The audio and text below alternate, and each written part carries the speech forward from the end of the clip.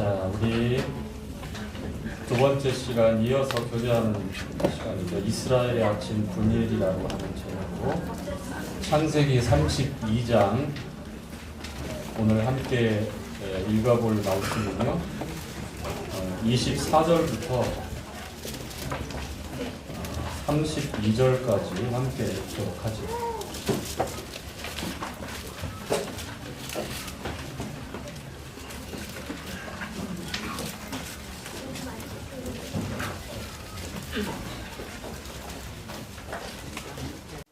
자, 다 찾으셨죠?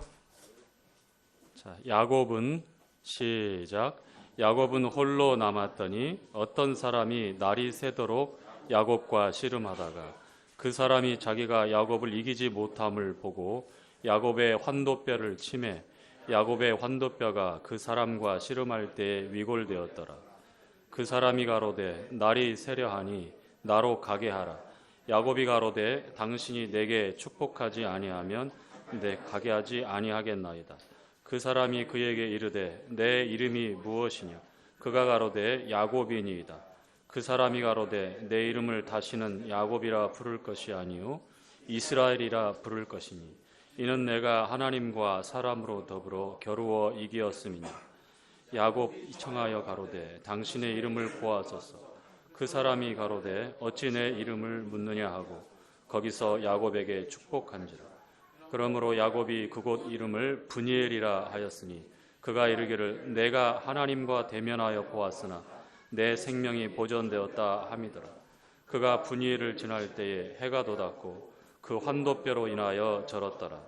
그 사람이 야곱의 환도뼈 큰 힘줄을 친 거로 이스라엘 사람들이 지금까지 환도뼈 큰 힘줄을 먹지 아니하다. 아멘. 자, 우리 지난 시간에 교제했던 내용들 한번 잠깐 기억해 볼까요? 창세기 25장의 야곱의 출생 그리고 쌍둥이 형 에서와의 경쟁 관계여서 두 사람이 어떻게 출생해서 성장해 갔는지에 대한 내용. 그 가운데서 굉장히 중요한 내용 중에 하나가 장자권이었죠. 그렇죠? 먼저 태어난 에서가 형이었습니다. 이란성 쌍둥이였고 성격과 생김새가 완전히 달랐고 복중에서 너무너무 다투는 그 다툼이 크니까 엄마인 리브가가 하나님께 기도하죠. 하나님께 뜻을 물었던 그 기도의 내용이 이 리브가가 처음이에요. 성경 창세기 기록에서 오면서 하나님께서 리브가에게 이 두 쌍둥이의 그 삶에 대한 장래, 그 삶을 아시니까 이렇게 말씀하셨습니다. 두 민족이 복중에 있고 큰 자가 어린 자를 섬기게 될 것이다 라고 이렇게 말씀을 하셨습니다. 그 약속을 알고 있는 리브가는 그 마음에 꼭 담고 있었죠. 그들이 자라가는데 아버지 이삭은 에서를 사랑했습니다. 특별히 그가 익숙한 사냥꾼이로 일컬어질 정도로 호나마로 후에 그 시족 사회에서 족장 역할을 하면서 보호하고 리더하는 그 리더십에 있어서는 에서만한 사람이 없었던 것 같아요. 반면에 이제 야곱은 종용한 사람, 평범한 사람이었어요. 그래서 장막에 거하는 사람이었죠. 특히 이제 장막에 거하는 거는 에서는 익숙한 사냥꾼이기 때문에 들사람으로 소개되어지지만 장막에 거하는 야곱의 삶은 뭔가 가사 활동에 심취한 백종원 그 시리즈 보고 그렇게 좋아하는 그런 스타일이 아니고 장막에 거한다고 하는 것은 목자의 삶과 관계가 있어요. 장막에 거한다고 하는 것.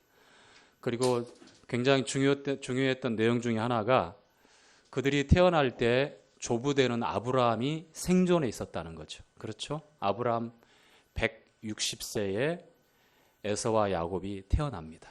아들 이삭의 나이 60세가 됐을 때에 이제 그 두 쌍둥이가 태어나게 되는데 야곱의 이름 뜻을 우리가 잘 알고 있죠. 발목을 잡았다, 발 뒤꿈치를 잡았다라는 의미인데 출생할 때부터 분명하게 자기 의사를 표명했죠.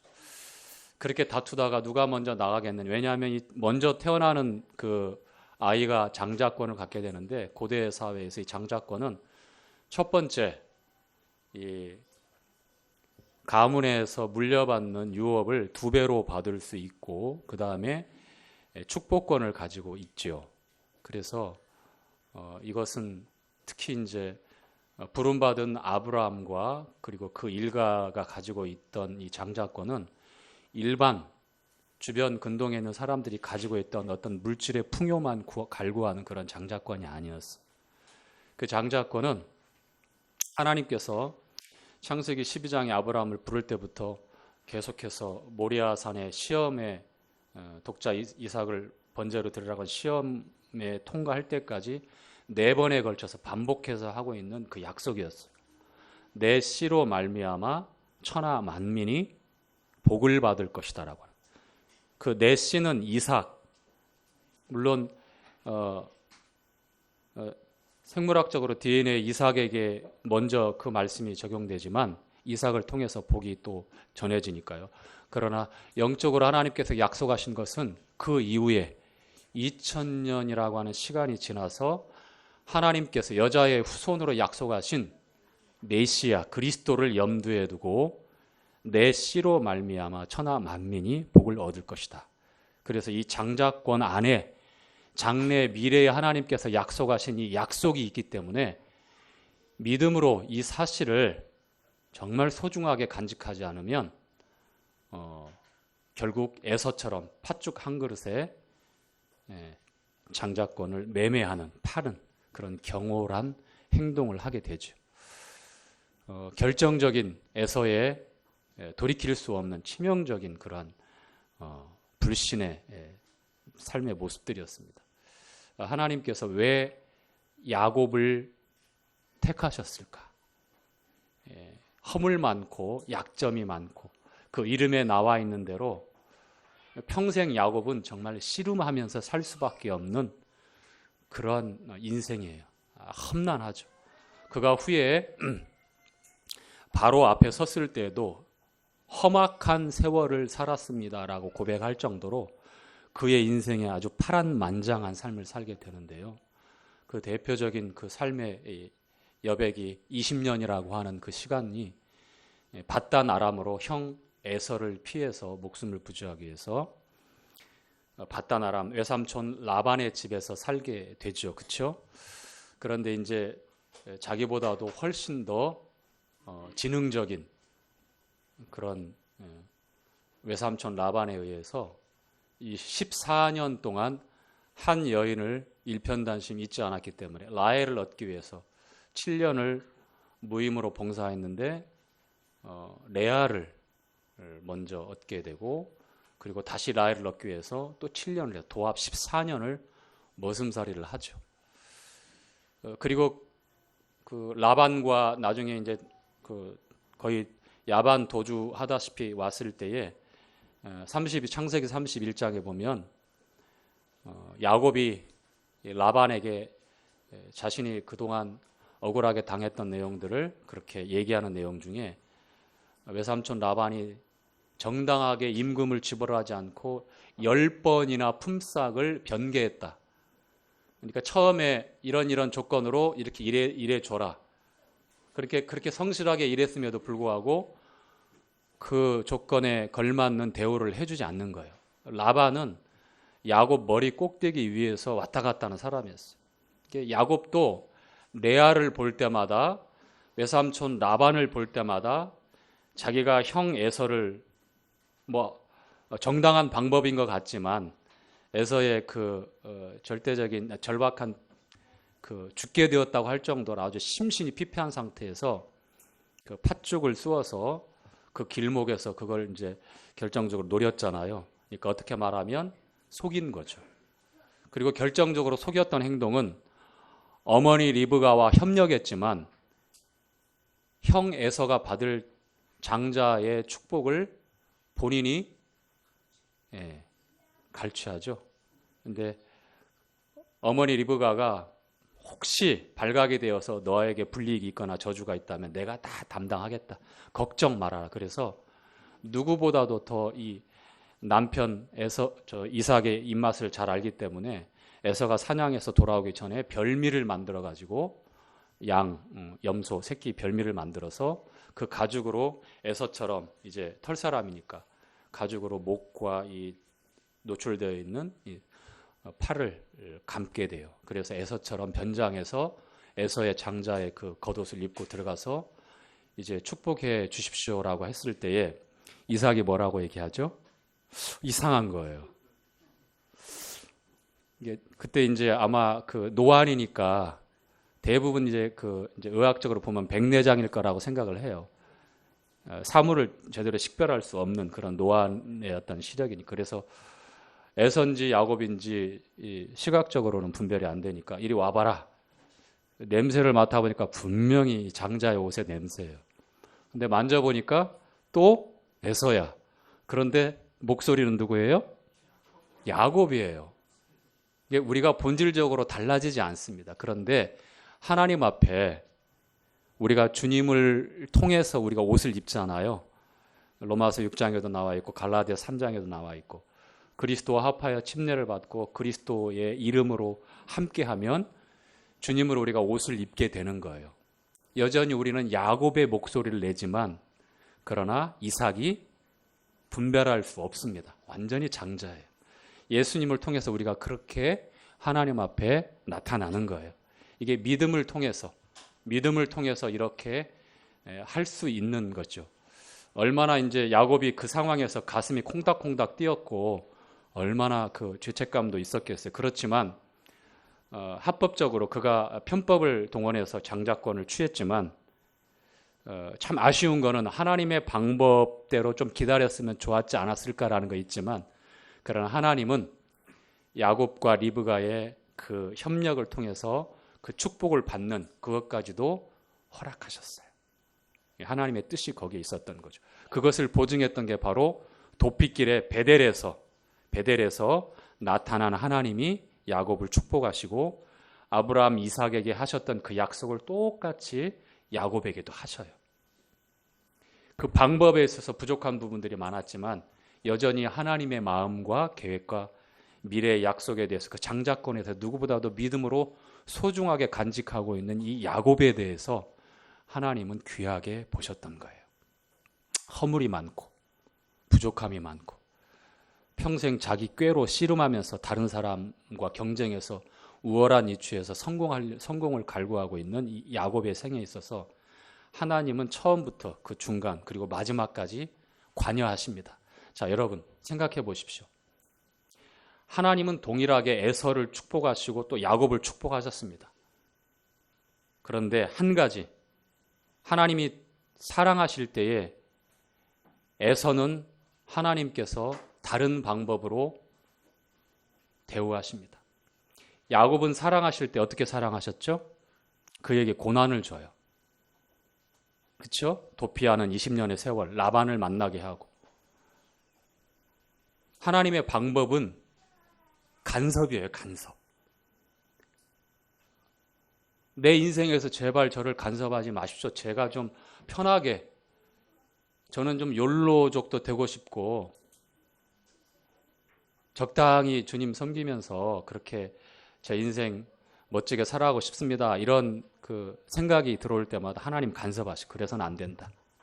그래서는 안 된다. 그래서 탈선했으면 제자리에 돌아와서 올바른 방향성을 가지고 믿음으로 감내하면서 꾸준히 그 생명의 길을 가도록 간섭하시고 이게 바로 야곱을 사랑하신 하나님의 방법이었다면 에서는 무관심. 하나님께서 그냥 그대로 내버려 두셨어요. 여러분 어떤 삶이 우리에게 유익할 것 같습니까? 에서입니까? 야곱입니까? 여러분 아마 다 야곱이라고 말씀을 하시겠지만 실제로 저에게 그리고 여러분에게 하나님의 간섭이 현실적으로 계속해서 쉬지 않고 나타난다면 여러분 다른 마음을 가질 수도 있어요. 그러나 그렇게 생각해서는 안 될 것 같습니다. 창세기에 시작된 두 길은 항상 계속됩니다. 주님께서도 넓은 길, 좁은 길 말씀하셔요. 그 대표적인 게 가인의 길과 아벨의 길로 나눠지잖아요. 시작 때부터. 그래서 이 에서의 길, 야곱의 길 동일합니다. 주님께서 넓은 길, 좁은 길 말씀하셔요. 넓은 문, 좁은 문 말씀하셔요. 우리가 어떠한 길에 들어서 있고 어떠한 문에 들어서 어떠한 길을 가고 있는지, 사람들의 자유분방하고 또 자기 자신의 행복을 위해서 아낌없이 투자하고 그렇게 계획하며 살아가는 그 삶을 동경하는, 우리 두리번 주변을 보면 얼마든지 그러한 삶은 정말 매력적으로 우리를 유혹해요. 그렇지 않아요? 이렇게 답답하게 이 자리에 매주마다 와서 앉아서 있는 여러분 보면 참, 제가 보면 참 치근하기도 해요. 그런가요? 그렇지 않죠? 예. 사람들이 많이 찾는 길은 주님께서 말씀하신 대로 그 끝이 어떤 길이다? 멸망으로 가는 길이다. 그러나 그 길이 협착해서 사람들이 잘 찾지 않는 길, 그것이 어려운 길이 아니라 길이 좁기 때문에 굉장히 트레이닝을 받아야 되고 막 이를 악물고 가는 길이 아니라 길 자체가 좁다는 거예요. 그래서 사람들이 편하게 가려고 넓은 길, 많은 사람들이 찾는 길을 선택하는 거예요. 그런데 좁은 길은 그 길이 협착하기 때문에 찾는 이가 적다고 말씀합니다. 우리가 믿음으로 산다고 하는 것은 바로 그런 거예요. 이것도 안 되고 저것도 안 되고 어쩌고 저쩌고 일단 금욕적인 삶의 그 기준을 잡고 생각하지 마십시오. 좁은 길의 특징은 구별이에요. 구별, 거룩. 따로 하나님을 위해서 구별하는 것. 그런 대표적인 차이가 있을 뿐이지, 먹고 자고 생활하고 학교, 직장 생활, 우리가 누리는 어떤 문화적인 것들 다 비슷하잖아요. 거의 대동소이하잖아요. 그렇죠? 여러분 저기 이명웅 좋아하잖아요. 김영웅이 이명웅이에요. 안 좋아해요? 우리 자매님들 좋아하는 거 다 알고 있어요. 우리가 소소한 어떤 문화생활을 금지한다 그런 차원은 아니고, 우리가 이제 그 마음에서 생각에서 변화가 생기니까 이 땅에서 환호하고 열광하는 것들이 정말 저것이 어떤 가치가 있는가, 그리고 나에게 남는 것이 무엇인가, 하나님 앞에 기쁨이 되는가, 하나님의 영광이 되어지는가라고 우리가 질문하고 우리가 답변하고, 그리고 거기서 분별하고 어떤 선택을 해야 될 것인가, 그리고 우리가 믿음을 따라서 무엇을 하든지 하나님의 영광을 위해서 먹고 마시고 행하고 있고, 사는 것이 그리스도며 죽는 것도 유익하다라고 로마의 성도들에게 말씀했던 것처럼 우리가 사나 죽으나 다 주님의 것이다. 이건 사도의 어떤 뛰어난 그런 영적인 각성을 한 리더자들만의 고백이 아니잖아요. 그렇죠? 모든 성도들의 고백이고 저와 여러분의 신앙 고백이 되어야 합니다. 자, 결국 에서는 장자권을 경홀히 여기고 그의 갈 길을 갑니다. 야곱은 장자권뿐만 아니라 그 축복까지 받고 이제 피하여 도망가게 되고, 20년 후에 이제 주님께서 라반과 그 아들들의 압박과 적개심이 이제 있으니까 견딜 수 없죠. 야반도주식으로 이제 돌아오게 됩니다. 그것은 주님이 꿈에 먼저 야곱에게 지시해요. 돌아가라고. 그런데 돌아갈 수밖에 없었지만 돌아오는 길은 그리 순탄하거나 만만치가 않습니다. 오늘 우리가 함께 읽었던 이 본문 말씀에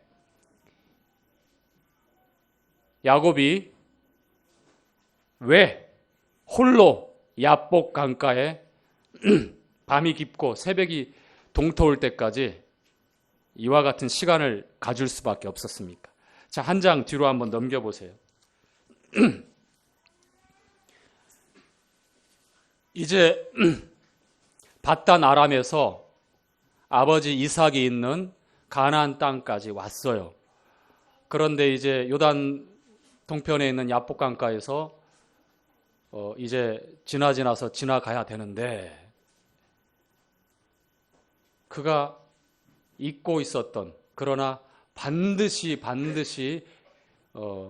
피할 수 없고 반드시 겪어야만 된 형 에서와의 관계를 어떻게 정리할 것인가.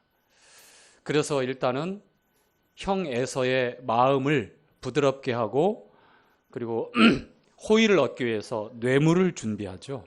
그렇죠? 굉장히 지능적이고 지혜롭기 때문에 그가 사용하는 방법은 우리가 다 생각했던 방법입니다. 근데 32장 1절에 보니까 이미 하나님께서 돌아가라고 명령하시면서 야곱을 호위하는 하나님의 군대를 보여주셔요. 32장 1절 한번 읽어보죠. 시작. 야곱이 그 길을 진행하더니 하나님의 사자들이 그를 만난지라. 야곱이 그들을 볼 때에 이르기를 이는 하나님의 군대라 하고 그 땅 이름을 마하나임이라 하였더라. 자, 야곱은 분명히 자기를 둘러선 하나님의 천사들, 하나님의 군대들을 봤어요. 하나님이 그에게 보여주셨습니다. 그러면 야곱은 이 하나님의 군대가 나를 보호하고 있구나, 즉 하나님이 나를 안위하고 계시는구나, 인도하고 계시는구나 라는 그런 확신 속에서 가야 되겠죠? 그런데 그가 넘지 못하는 아주 어마어마한 높고 험한 산이 하나가 떡 버티고 있는 거예요. 자, 에서에게 먼저 사환을 보내고 또 이렇게 소식을 전하죠. 당신의 종 야곱이 이렇게 돌아왔습니다. 그러자 그 소식을 듣고 난 형 에서의 반응이 어떻게 나오는지 보죠. 왜 야곱이 아주 그냥 간담이 서늘해지고 아주 절박할 수밖에 없었는지.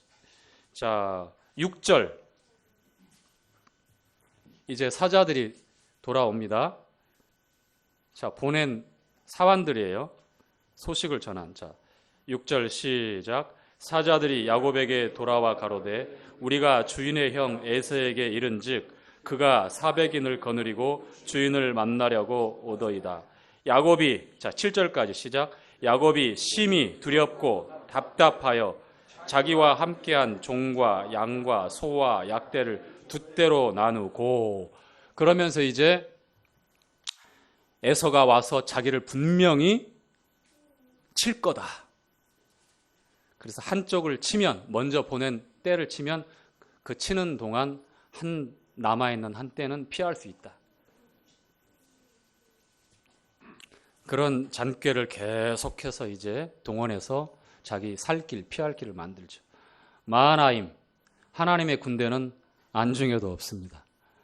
자, 열왕기 하에 나오죠. 엘리사. 게하시가 아람 군대에서 아주 특공대들이 와가지고 그 성을, 사마리아 성을 쫙 포위했어. 왜 왔죠?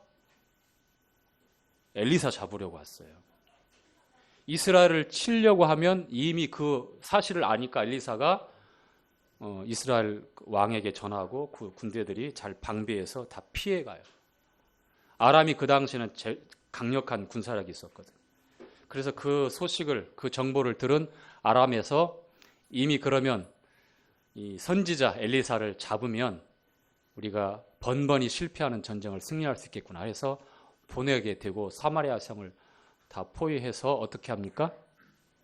엘리사를 잡으려고 해요. 그래서 게하시가, 엘리사의 종 게하시가 깜짝 놀래가지고 어쩔 줄 몰라 해서 발만 동동 구르죠. 그런데 이제 엘리사가 걱정 마라, 걱정 마라. 하나님의 군대, 우리 군대가 저 아람 땅의 군대보다도 훨씬 강력하다. 눈에 보이는 게 없으니까 게하시는 무슨 말 하는지도 영문도 몰라요. 근데 엘리사가 어떻게 하죠? 기도하니까 게하시의 눈을 열어서 불말과 불병거와 하나님의 군대가 진을 치고 있는 것을 쫙 보여주죠. 자, 결국은 이 아람 군인들이 다 소경이 되어가지고 다시 이제 곱게 돌려보내게 되는데, 이처럼 하나님께서는 당신의 백성들을 보살피시고 보호하시고 인도하십니다. 우리에게 믿음이 없을 때에 현실이 너무 크게 보일 때에 마치 베드로가 그 믿음을 가지고 주님처럼 한 발자국, 두 발자국 그 칠흑 같은 깜깜한 어둠에 평생 잔뼈가 굵었잖아. 어부잖아요. 그런데 이 물이라고 하는 거, 바람이 놀고 풍랑이 일 때에 아무리 이 뱃사람도 두려운 상황이거든. 내게 오라 하니까 그 말씀을 믿고 한 발자국 두 발자국 딱 가다가 어떻게 해요? 뭘 봤어요? 주님 보고 계속 가면 되는데 뭘 봤죠? 베드로가? 그렇죠. 막 무섭게 뛰노는 풍랑을 본 거예요. 깜깜한 밤이니까 주님에게만 고정을 하고 시선을 맞추면 좋은데 그렇게 못하니까 바로 어떻게 해요? 빠져가면서 주야 살려주세요 하고 그냥 목 놓아 부르짖잖아요. 죽을 것 같아요 진짜. 우리가 다 베드로 같은 거예요. 베드로 같은 거. 야곱도 지금 그렇습니다. 당면한 현실이 본인이 절대로 해결할 수 있는, 넘을 수 있는 그런 문제가 아니에요. 형 에서가 그 말을 듣자마자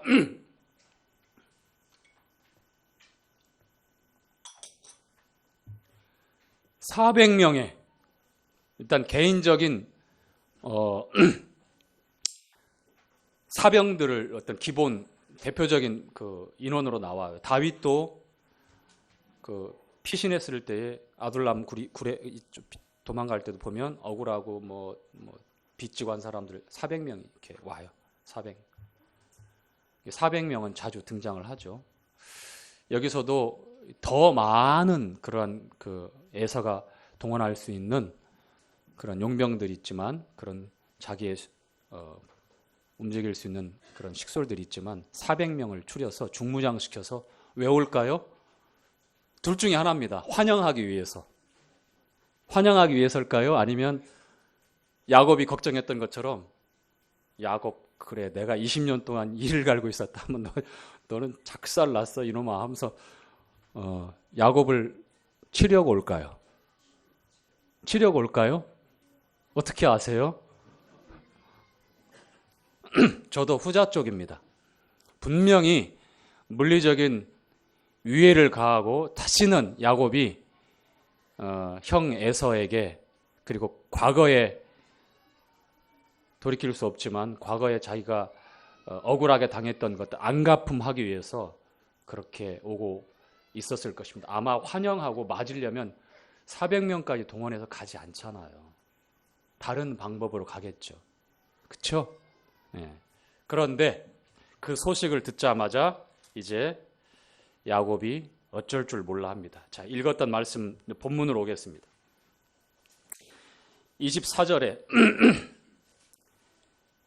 이제 다 강을 건너서 거부가 되었기 때문에 다 보내요. 다 보냅니다.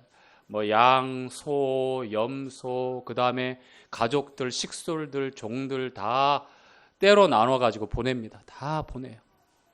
선물도 1차, 2차, 3차 선물도 보내요. 어떻게든 에서의 마음을 누그려뜨리려고.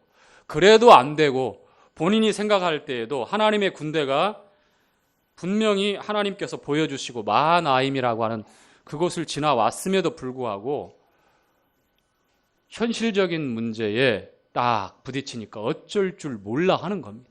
그래서 야곱은 건너갈 수가 없었어요. 왜 안 건너갔을까요? 자기 혼자 살겠다고 안 건너갔을까요? 아무리 야곱이 이름처럼 그렇게 꾀를 가지고 있는 사람이지만 그런 마음은 아니에요. 자, 그가 가나안 땅을 떠나서 밧단 아람으로 갔을 때는 지팡이 하나를 들고 그렇게 갔어요. 근데 돌아올 때는 두 떼를 이루어서 거부가 되어서 돌아옵니다. 2명의 정실 안에 후실 안에 4명까지 해서 자식들 11명, 뱃속에 있는 베냐민까지 12명의, 그 다음에 딸도 있잖아요. 디나, 딸이 디나만 나오네. 또 몇 명 있을지 모르겠지만 뭐 디나는 확실하게 딸로 나오고, 자식들 다 거느리고, 그 다음에 종들 다 거느리고 어마어마한 거부가 되어서 돌아왔어요. 자, 이스라엘 백성들이 출애굽을 했죠. 출애굽을 해서 가나안 땅에 바로 들어갔습니까? 40년을 광야에서 헤매죠. 12 정탐꾼 중에 10명이 즉사하죠. 무엇 때문이죠? 하나님의 약속을 정면으로 거스렸어요. 무엇 때문에요? 현실. 자신들이 감당할 수 없는 그 현실이라고 굳게 믿고 하나님이 약속했지만 그 약속보다는 하나님의 말씀보다는 우리가 보고 듣고 확인하고 평가하고 딱딱 매겨놓은 그 가치 기준대로 그렇게 선택해서 자행자재하는 거예요. 하나님이 진노하시죠. 10명 정탐꾼 즉사했고 여호수아 갈렙만 살게 되고 그리고 그 결과로 어떻게 돼요? 대패를 하고 쫓겨나서 40년을 광야에서 헤매는데 불신했던 그 기성세력 6월절에 어린 양의 그 피로 분명히 경험을 하고 출애굽을 해서 홍해를 건너서 다시는 애굽과는 영원히 이별임에도 돌아갈 수 없어요.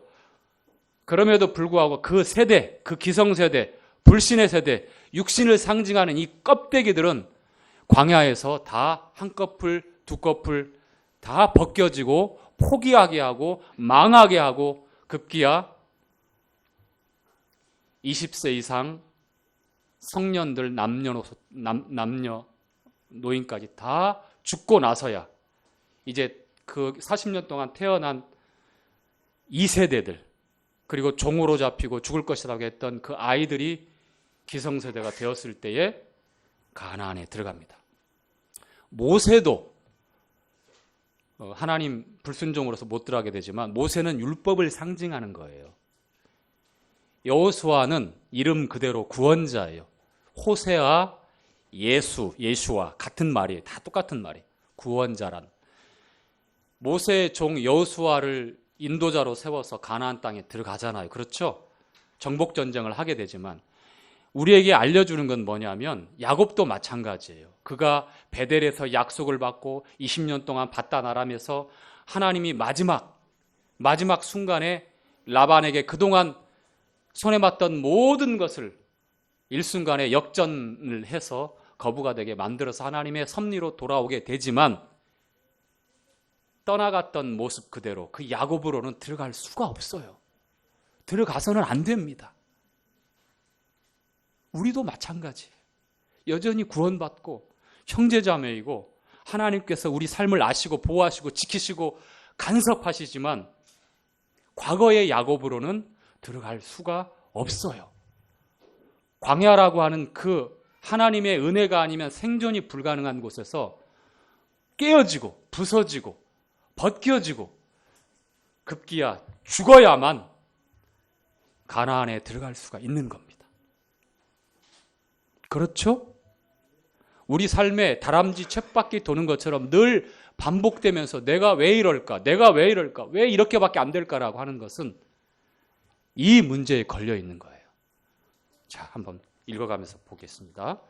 자, 24절에 보니까 홀로 남았는데 누군가 와서 씨름을 합니다. 자, 씨름하고 있는 이 상대방은 누굴까요? 야곱이 생각할 때는 분명히 형 에서가 나를 위해하려고 보낸 세작이거나 아니면 외삼촌 라반이 평화조약을 했는데 아직도 분이 안 풀려가지고 비밀리에 우리를 뒤따르게 해서 나를 해하려고 하는 사람 중에 하나거나 뭐 여러 가지 그런 생각을 했을 거예요.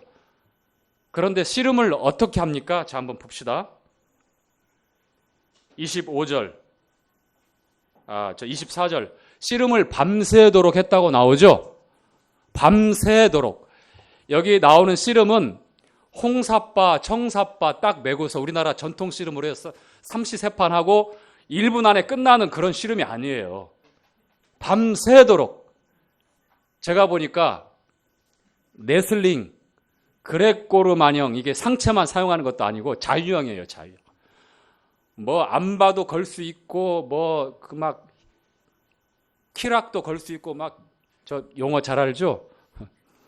얼티메이트 파이팅 클럽 그거 잘하고 있어요. 뭐 팔다리 이용해가지고 막 뒹굴면서 땀 뻘뻘 흘리면서 레슬링 하는 거예요. 체력 소모가 가장 많은 게 스포츠 중에 레슬링이거든요. 우리나라 그 태릉 선수촌 이제 저 진천으로 옮겼지만 가장 땀을 많이 흘리고 가장 격렬하게 에너지 소비를 많이 하고 훈련 강도가 강한 게 바로 레슬링 선수들이에요. 그 사람들 체력은 아주 보통 사람들 뭐 기대 이상, 상상을 초월할 정도. 정말 대단해. 그런데 지금 밤새도록 씨름을 하는데 레슬링을 하고 있는데 야곱이 적지 않은 나이죠. 적지 않은 나이. 여러분 생각할 때 야곱이 중년의 나이, 뭐 어떤 젊은 혈기가 왕성한 그런 나이가 아니에요. 노년에 접어들어 있는 나이예요. 그런데 밤새도록 씨름합니다. 밤새도록 씨름하도록 할 수 있도록 그 씨름하면서 야곱을 하나님이 다루시는 거예요. 그 씨름하고 있는 사람은 에서가 보낸 세작도 아니고 라반이 보낸 그런 사람도 아니에요. 자, 25절 보겠습니다. 읽겠습니다. 시작. 그 사람이 자기가 야곱을 이기지 못함을 보고 야곱의 환도뼈를 치매 야곱의 환도뼈가 그 사람과 씨름할 때에 위골되었더라. 자, 얼마나 씨름이 격렬했는지 그 사람, 지금 의문의 사람인데 그 사람이 야곱과 씨름하는데 이길 수 없다라고 이렇게 성경 기록에 나옵니다. 자, 환도뼈를 쳤다고 나오는데 영어 성경에 보니까 그냥 터치했다고 나와요. 터치. 이게 막 강하게 이렇게 어떻게 해서 꽉 때리는 게 아니라 터치, 슬며시 탁 손 댔어요. 그러자 어떻게 됐어요? 이 엉덩이하고 이 대퇴부에 연결되어 있는 가장 우리 몸에 가장 강한 힘줄이 툭 부러지고 말아요. 어떻게 해요? 더 이상 씨름할 수 있어요? 없어요? 자, 야곱은 그 순간 이 사람이 사람이 아니라는 것을 알게 된 거예요. 내가 씨름하고 있는 사람은 사람이 아니구나. 천사일까요? 누구일까요? 하나님이죠. 하나님이 사람의 몸을 입고 와서 야곱과 친히 씨름하는 거예요. 그런데 하나님이 야곱과 씨름해서 이길 수 없다고요? 분명히 슬쩍 터치했는데 이 우리 힘의 근원이고 몸을 지탱해주는 환도뼈, 이 힘줄이 툭 끊어지고 마는데, 자, 하나님께서 야곱에게 분명히 하시고자 하는 말씀이 있어요. 야곱아, 자, 이렇게 물어보죠. 26절 시작. 그 사람이 가로되 날이 세려하니 나로 가게 하라. 야곱이 가로되 당신이 내게 축복하지 아니하면 가게 하지 아니하겠나이다. 자, 27절 그 사람이 그에게 이르되 내 이름이 무엇이냐? 그가 가로되 야곱이니이다. 여기서 중요한 하나님이 야곱에게 하시고자 하는 말씀이 있어요. 자, 내 이름이 무엇이냐? 야곱은 자기가 야곱이란 걸 알죠. 그런데 그 씨름 밤새도록 씨름하고 자기가 철저하게 패했고 이 절박한 상황에서 얼마나 절박한지 놓지 않아요. 죽이고 가십시오. 절대 포기할 수 없습니다. 옷자락, 바지자락, 허리춤 붙잡고 땀이 범벅되고 눈물, 콧물 흘리면서 아주 격렬하게 저항을 했지만 자기가 어쩔 수 없는 초자연적인 존재라는 걸 식별하고 축복은 나보다 뛰어나고 높은 그런 위치에 있는 사람한테 구하는 거잖아요. 바로 알았어요. 자기가 가진 이 재산이 문제가 아니었어요. 자기가 거느린 가족들이 문제가 아니었어요. 내가 지금 에서 형을 만나야 되는데 20년간 험악한 그러한 세월도 다 견뎌내고 하나님의 위로와 보호 속에 왔는데 마하나임이라고 하는 하나님의 이 보호도 알겠는데 주님, 내가 해결하지 못하는 게 있습니다. 그래서 내 이름이 무엇이냐라고 물어보는 거예요. 야곱이니이다. 의미 없이 그 자리에서 눈물, 콧물, 땀이 범벅되어 있고 먼지로 다 구덩이가 되어 있는 이 야곱이 자기 이름을 얘기했을 때 어떠한 마음으로 얘기했을 것 같아요? 나의 부족함, 나의 허물진 것, 나의 죄악된 것, 나의 어리석은 것, 내가 그동안 하나님의 위로와 보호와 인도하심이 있음에도 불구하고 평생에 내 꾀로 하나님, 내가 하나님도 믿고 있지만, 내가 하나님도 바라보고 있지만 적어도 내 인생에 내가 열심히 노력해서 다른 누구와 씨름해서 내가 더 우월한 그런 위치에서 성공하겠습니다. 지켜봐 주십시오. 내가 그리고 필요할 때 나와서 제게 와서 도와주시면 됩니다. 그 나머지는 제가 할 테니까 간섭하지 마십시오.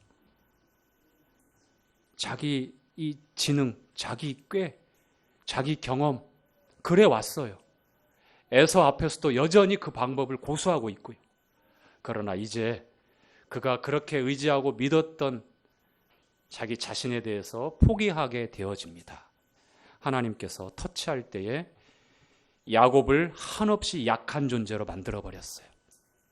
더 이상 네 힘으로 살 수 없도록 지금 야곱의 태도처럼 결사적으로 매달려서 저를 축복하시지 않으면 못 갑니다라고 하는, 야곱이 그럴 수밖에 없어요.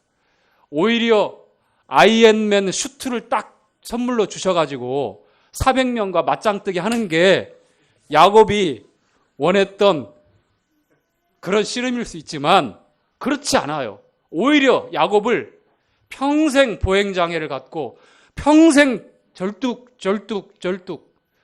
그 순간만 약한 게 아니라 그가 죽을 때까지 약하고 한없이 약한 존재로 만들어버렸어요.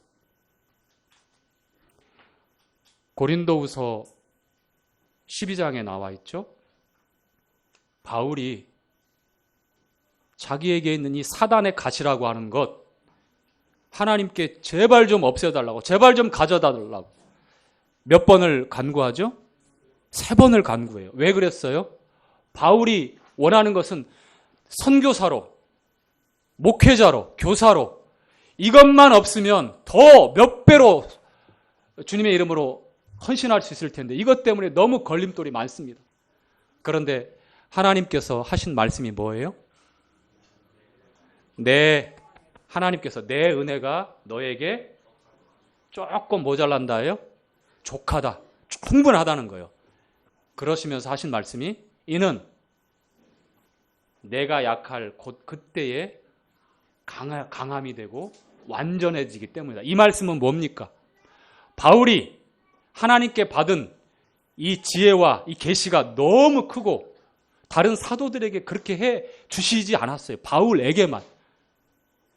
바울이 율법의 의로는 흠이 없을 정도로 자기 자신을 절제하고 얼마나 하나님 앞에 열심으로 살았습니까? 그러나 그리스도의 그 믿음으로 얻는 의가 너무 밝게 태양 같으니까 율법의 의는 이런 조명 같고 너무 흔적도 없이 살아낸단 말이에요. 그래서 그리스도를 믿는 믿음으로 얻는 이 의는 차별이 없고 너무 위대하니까 이것을 위해서 다른 모든 것은 배설물로 여겼던 바울이 교만해질 수 있고 넘어질 수 있고 치명적으로 하나님 앞에서 어려운 시험거리가 될 수도 있기 때문에 계시와 그가 받은 지혜는 누구에게도, 어떤 사도에게도, 베드로, 야고보, 요한이 수제자에게도 그렇게 주님이 안 주셨어요.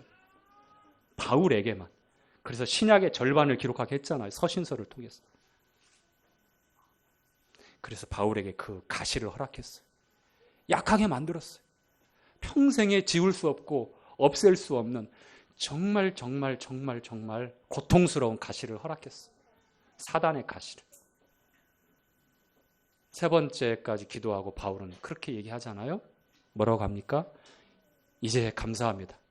왜냐하면 내가 약할 그때에 강하고, 내가 약할 때에, 내가 가난하고 헐벗고 복음 때문에 고난당하고 이것 때문에 내가 어려움 당할 때 더욱 하나님만 의지하고 바라볼 수 있기 때문입니다. 그럴 때 하나님의 은혜로 나는 그 어떤 때보다도 안전하고 어떤 때보다도 강할 수 있기 때문입니다. 이렇게 고백하잖아요. 자, 28절 시작. 그가 가로되 야곱이니이다. 아니죠. 그 사람이. 시작. 그 사람이 가로되 내 이름을 다시는 야곱이라 부를 것이 아니요 이스라엘이라 부를 것이니 이는 내가 하나님과 사람으로 더불어 겨루어 이기었습니다. 자, 29절 시작. 야곱이 청하여 가로되 당신의 이름을 고하소서. 그 사람이 가로되 어찌 내 이름을 묻느냐 하고 거기서 야곱에게 축복한지라. 어디서 축복했습니까? 거기서. 눈물, 콧물, 땀으로 범벅이 되어 있는 그 자리에서, 환도뼈를 다쳐서 절뚝거리는 그 자리에서,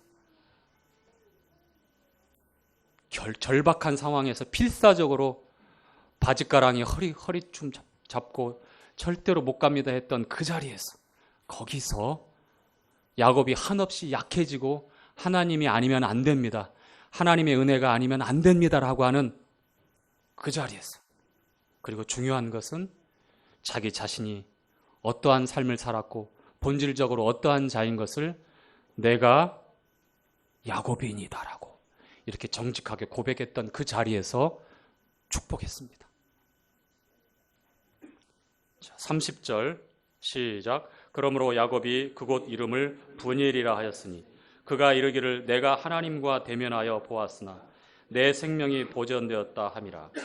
계속해서 그가 브니엘을 지날 때에 해가 돋았고 그 환도뼈로 인하여 절었더라. 그 사람이 야곱의 환도뼈 큰 힘줄을 친 거로 이스라엘 사람들이 지금까지 환도뼈 큰 힘줄을 먹지 아니하다.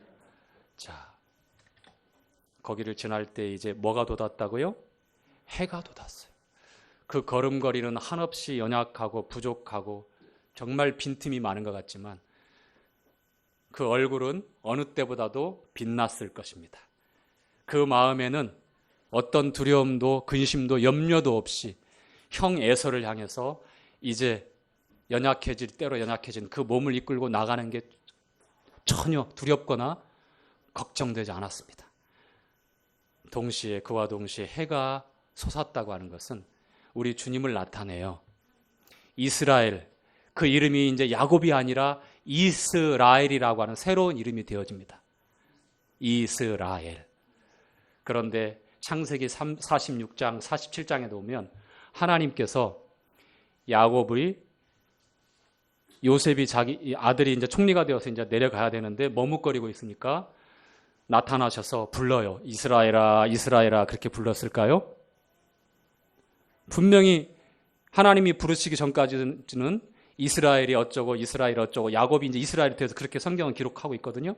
그런데 하나님께서 46장에 부를 때에 야곱아, 야곱아 이렇게 불러요.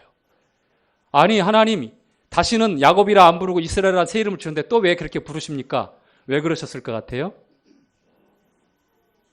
이제 이 야곱은 가나안 땅에 나갔다가 들어올 때의 야곱이 아니라 가나안 땅에 들어와 있는 야곱인데 이 야곱은 너무나 하나님과 친밀한 애칭 같은 거예요. 이제 야곱의 약점이 아니라 친밀한. 그래서 야곱이 이스라엘로 불려지고 그 이스라엘이 여전히 야곱인 것 같은데 과거에 발목을 잡고 나온 그 야곱은 아니다는 거예요. 놀랍죠? 놀랍죠? 이게 바로 우리가 주님과 친밀한 관계가 되었을 때 우리의 약함이 더 이상 약함이 되어지지 않고 우리의 부끄러움이 더 이상 숨겨둘 부끄러움이 되어지지 않는 것이 되는 거예요. 주님이 그걸 다 아시지만 다 보호하시고 얼마든지 위로하시고 싸매시고 괜찮다라고 해주시는 분이잖아요. 친밀한 관계가 되어졌을 때. 말씀을 맺도록 하겠습니다. 시간이 또 지났어요. 급하게 달려왔습니다. 이스라엘의 아침 브니엘. 야곱의 삶이 어떻게 이제 변화됐을까요? 에서와 만났을 때 모금 어긋맞고 하나님께서 그렇게 서로 또 친밀한 관계를 회복합니다. 에서가 내가 너를 보호해 줄 테니 같이 가자. 아 형님 됐습니다. 같이 동행이 안 돼요. 그렇죠? 그 군병들하고 이 약무리하고 유아하고 다 잘못하면 큰일 나요. 그래서 분리가 자연스럽게 일어나고 마하나임이라고 하는 하나님의 군대가 진치고 있다는 것을 분명히 알아요. 에서의 400명의 용병들 부럽지 않습니다.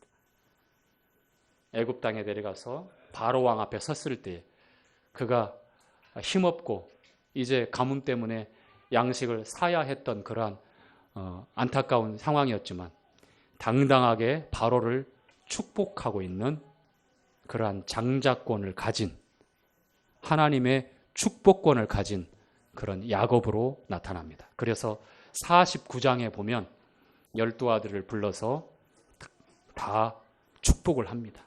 이게 바로 장자권에 있는 미래의 메시아를 통해서 우리에게 하나님께서 약속하신 그 약속을 어떻게 믿음으로 소중하게 간직하고 하나님 앞에서 사느냐, 이것이 이스라엘의 아침 분이엘 야곱을 통해서 우리에게 주시는 교훈이다라고 이렇게 맺고 마치도록 하겠습니다.